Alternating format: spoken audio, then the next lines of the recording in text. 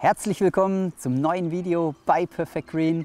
Ihr seht im Hintergrund den Luba AWD 5000. Der ist aktuell bei uns im Langzeittest. Die Tests auf meiner Fläche sind abgeschlossen und seit einer Woche ist er hier auf unserer Testfläche und heute bereiten wir einen Extremtest vor. Viel Spaß!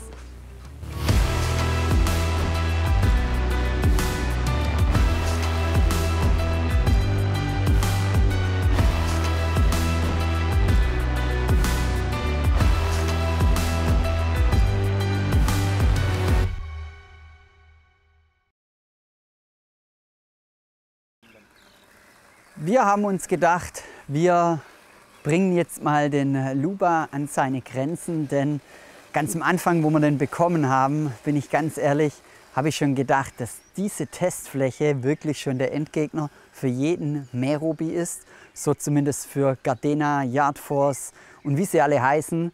Da kommt der ein oder andere schon an seine Grenzen, weil der Boden zu uneben ist, weil wir ein Gefälle haben, weil wir vor allem am Rand ein Gefälle haben.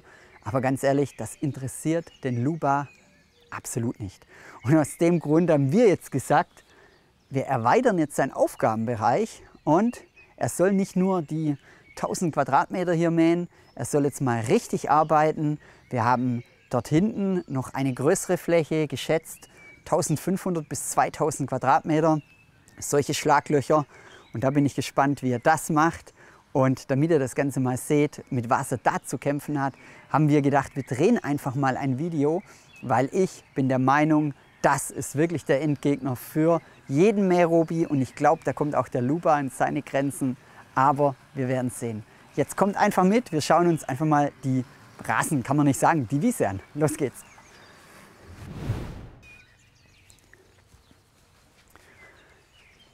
So. Schauen wir uns das Ganze mal an. Ich nehme am besten, es ist wirklich, wir haben schon bemerkt, es ist mega schwer auf der Kamera irgendwelche Unebenheiten, Gelände etc. alles nachzustellen. Deswegen habe ich gedacht, ich nehme mal eine Wasserwaage und zeige euch mal, was er hier jetzt zu machen hat. Generell ich hätte gesagt, wir gehen mal auf die gesamte Fläche ein. Das ist ja, ihr seht es vielleicht auch in den Drohnenaufnahmen, das ist ja unsere eine Testfläche, die wir angelegt haben und hier ist wirklich eine Wiese. Rasen kann man echt nicht dazu sagen, das ist wirklich eine Wiese, ein Acker regelrecht.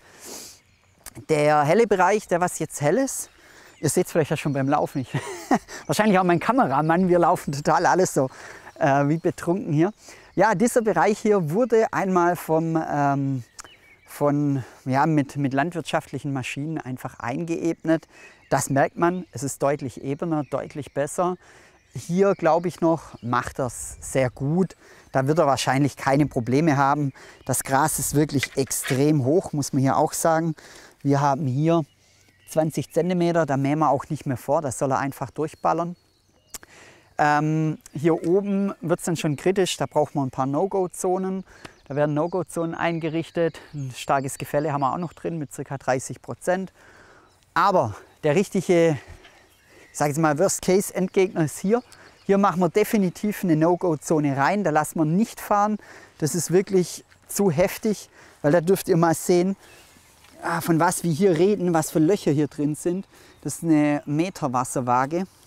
Und wir haben jetzt hier, wenn ich das Ganze jetzt mal runter messe, haben wir hier, was haben wir denn, 10 cm. Also es ist wirklich das sind wirklich nur ein paar Zentimeter. Auf 20 cm fällt es 10 cm runter. Da ist eine richtige Kuhle drin. Und das ist natürlich schon extrem. Er darf aber hier auch mähen. Wir wollen ihn hier mähen lassen. Wir wollen ihn komplett alles mähen lassen. Hier kommt wieder eine No-Go-Zone rein. Und auch hier soll er drüber mähen. Auch hier wieder passt ein ganzer Fuß drunter. Also das ist wirklich schon extrem hier. Da bin ich echt gespannt, da würde jeder Gardena, Husqvarna, die würden da alle definitiv aufsitzen. Also ich denke, das ist wirklich heftig. Maulwurfshügel sind noch drin. Dann haben wir hier auch noch, hier ist auch ein richtiger Wulst drin. Also hier kann man eigentlich kaum laufen, das ist echt extrem. Auch hier, wenn man sich das Ganze mal anschaut, ich hoffe, man sieht es einigermaßen auf der Kamera. Ich denke, der Kameramann kommt mal her und peilt mal flach über den Rasen drüber, um das Ganze mal anzuschauen.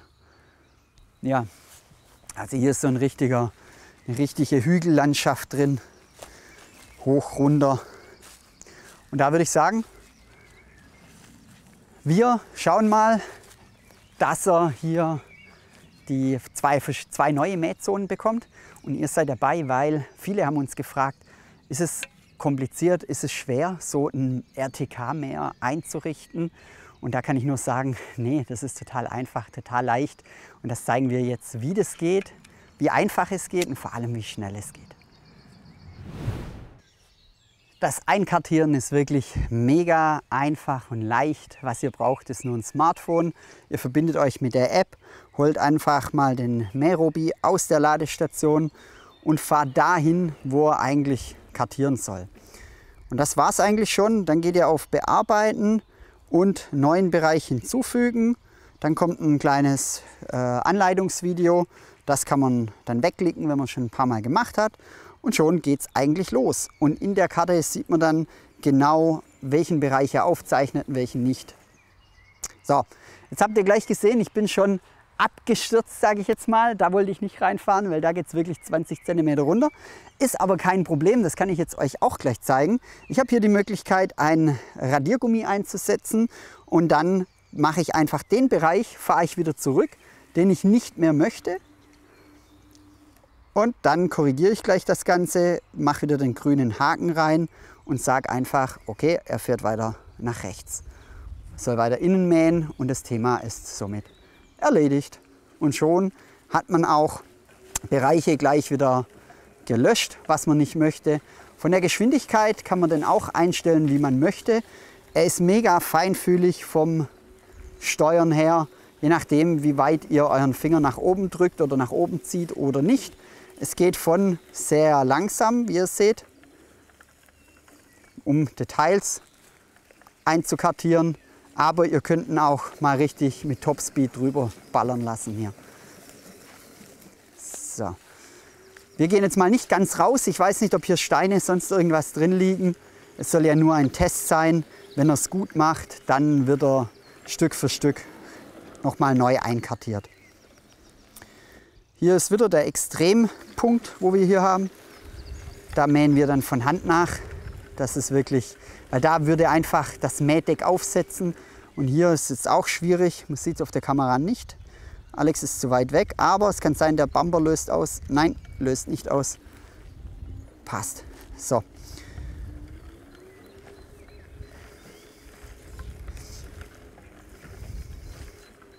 bisschen langsamer drüber fahren, nicht, dass sie hier noch abhebt. Ihr seht vielleicht auch, wie die Stoßdämpfer arbeiten. Hier ist wirklich extrem uneben das Gelände. Also das glaube ich nicht, dass er es schafft, muss ich ehrlich sagen. Ich stelle mich mal darauf ein, dass ich nächste Woche hierher muss und den Mährobi befreien muss. So, wie rum fahren wir? Machen wir diesen Bereich noch und dann ist der erste Bereich schon fertig. Ja genau, das mähen wir mit dem mit, dann passt es.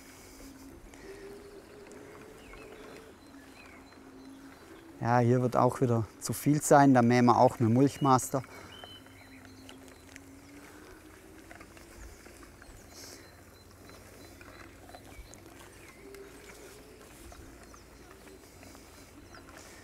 Es sind überall noch Äste, Steine, müssen wir alles noch etwas befreien. So, und jetzt sind wir hier auf unserer Testfläche und da können wir auch. Hier haben wir neu eingesät, das lassen wir noch aus. Da fahren wir noch vorbei. Das waren die Unebenheiten, die wir rausgemacht haben. Da fahren wir noch nicht drüber. Aber sonst hier können wir drüber fahren.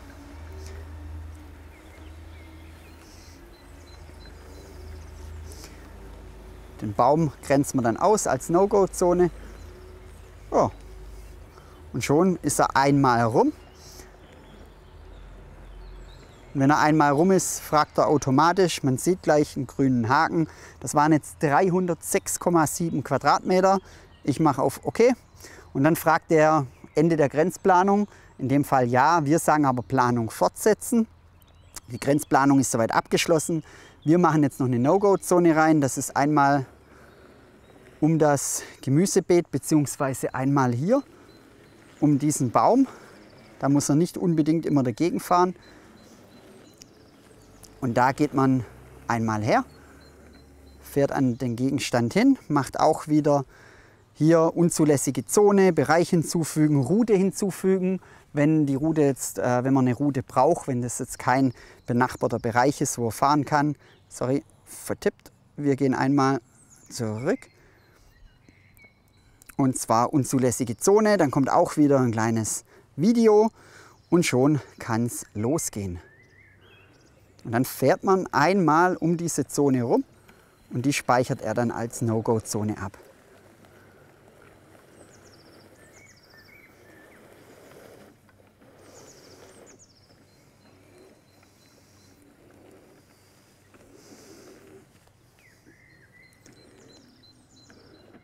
So, er hält automatisch an, einmal verstanden drücken und Haken setzen und Planung fortsetzen. Nächste No-Go-Zone und los geht's. Topspeed drüber ballern, einmal über Berg und Tal.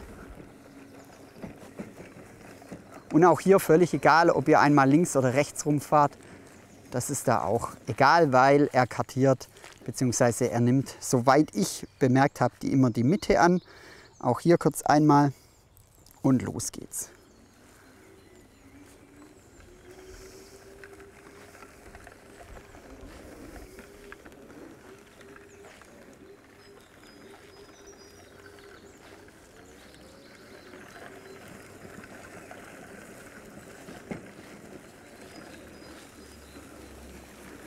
Und ganz ehrlich, es macht auch mega Spaß. Das ist wie so ein RC-Auto hier einmal durchfahren.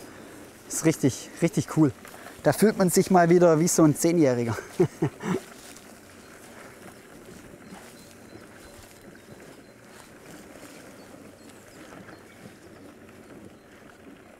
So. Und auch diese Zone ist drin. Einmal Haken setzen und dann sagen wir, los geht's. Ihr seht es jetzt auch in der Karte. Es sind 2 Zonen eingerichtet und da habt ihr jetzt die Möglichkeit, entweder einzeln mähen, die einzelne Zone oder beide Zonen, also beide Bereiche mähen, je nachdem, was man möchte. Und das Ganze machen wir jetzt noch auf der gesamten großen Fläche. Da haben wir auch 2, 3 No-Go-Bereiche und das war's. Und schon habt ihr einen neuen Bereich erstellt.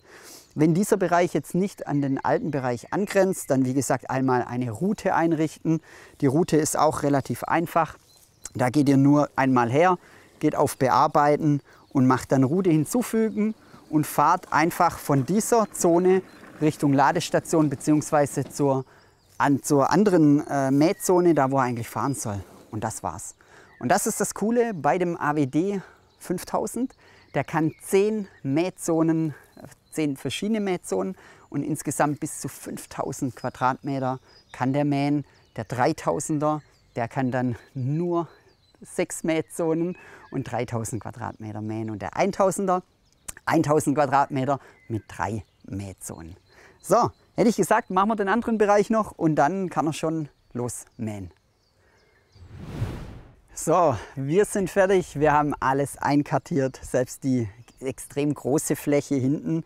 Die hat übrigens ziemlich genau 1300 irgendwas Quadratmeter. Aber die No-Go-Zone ist schon ausgegrenzt und ich muss ehrlich sagen, ich war am Rand jetzt extrem vorsichtig. Ich glaube, bin 1,5 Meter weggeblieben vom Rand, also die Fläche wäre eigentlich noch größer. Ich habe jetzt alle 3 Zonen mal gesagt, dass er die mähen soll.